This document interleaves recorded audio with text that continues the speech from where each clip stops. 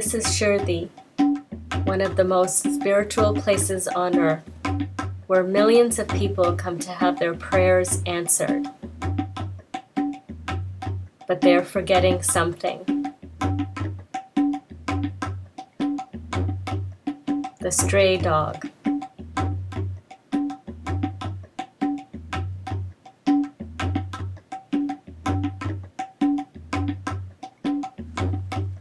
For the huge size of India, there's a massive shortage of clinics and other animal welfare organisations. There's an estimated 35 million street dogs living in India, and all of these are prone to sickness, disease, injury from road traffic accidents, and even human abuse. And all of these animals are here because of the humans and because of the waste that we generate and leave on the streets. Therefore, we have a responsibility to look after these animals and ensure that they don't die of starvation and other preventable diseases. The main skin problem that we see at Dharamsala Animal Rescue is Demodectic Mange, and this is due to poor nutrition and the weak immune system of the street dogs in general. We also see dog bite wounds, which are usually from males fighting over females during the mating periods. And often these become infested with maggots, and then they get secondary bacterial infections. So we have to clean out the wounds, make sure there are no maggots in them, and treat them for usually several weeks until the wound heals. A lot of these dogs that get hit by cars end up with broken legs that are not healed properly. And then they end up walking on these legs and the leg heals wrong, and it's usually pretty excruciatingly painful for that dog. The main way that Dharamsala Animal Rescue helps the street dogs that have been hit by cars is usually to treat their broken bones.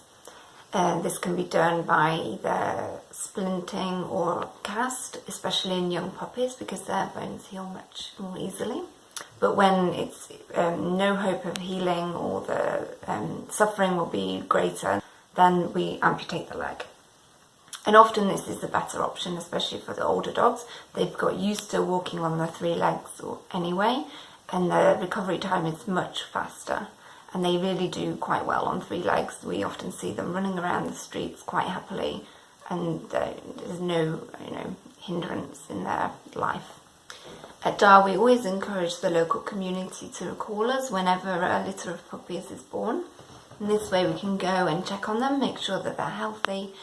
We vaccinate them when they're old enough, we deworm them and deflea them, and then we also ask the local community to feed them and make them a bit more comfortable around humans. Then we can easily go and catch them and sterilise them when they're old enough. Then we also sterilise the mother, and this generally helps to keep the overall population of the dogs down and reduce the number being born each year.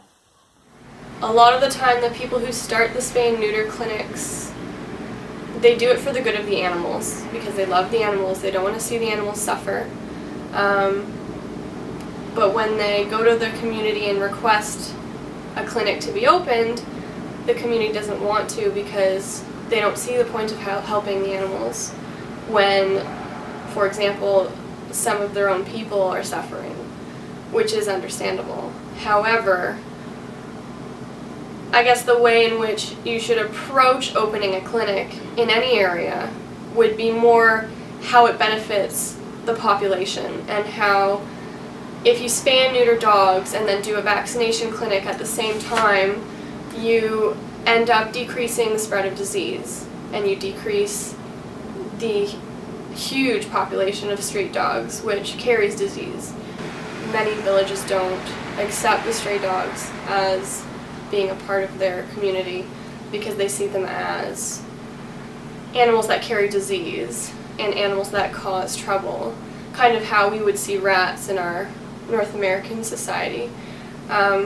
What's so sad about that is if you treat the dogs properly and you feed them and you vaccinate them against rabies and you spay and neuter them, those dogs can actually become a part of your society, and they can help your society in many ways. They protect your children if you teach them to. They can protect your house, and they're very loyal to you. So it's really unfortunate that they're seen in this way because they could be utilized in a very good way, and they're not. The street dog is still viewed as nothing. They're viewed as not as valuable, not as beautiful.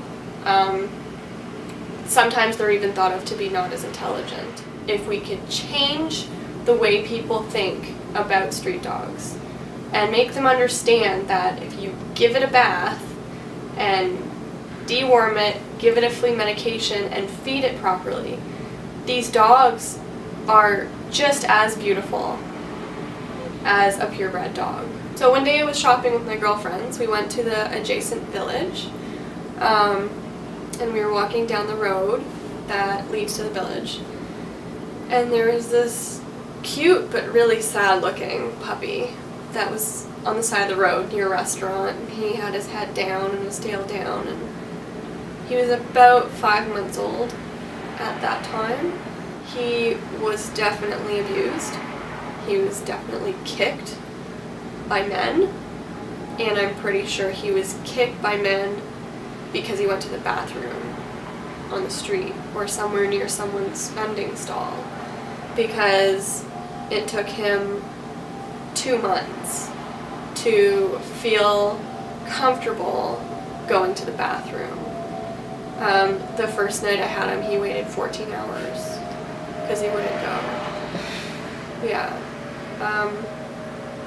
He's much better now.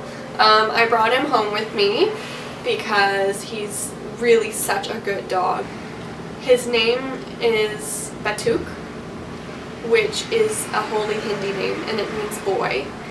He loves going to the park. He loves playing with everybody.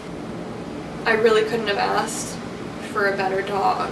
I mean, he's really amazing. If left in India, Batuk could have been hit by a car. He could have contracted rabies or mange. He could be living under a bus and looking in garbage constantly for food. He would be suffering. This is no way for the most loyal animals on earth to live. How do we help dogs like him? What do we do? We must all search within ourselves. The answers are right there. We must believe in the innate love and compassion of human beings towards these animals. We must end the suffering of the stray dogs in India once and for all. We must end the abuse towards them.